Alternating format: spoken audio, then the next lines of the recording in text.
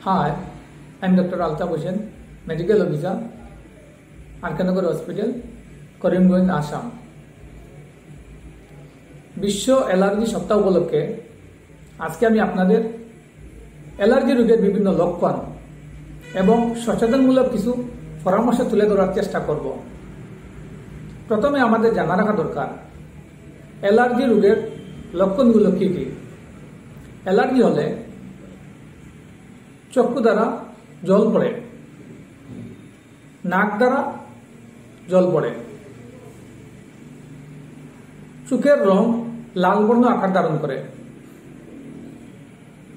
শরীরের বিভিন্ন অংশে চুলকানোর সমস্যা হবে, চর্মের মধ্যে ফুসকুড়ির ন্যায় বা গোলাকার চাকার ন্যায় বের হবে, খুব বেশি পরিমাণে হাঁচি বের হবে।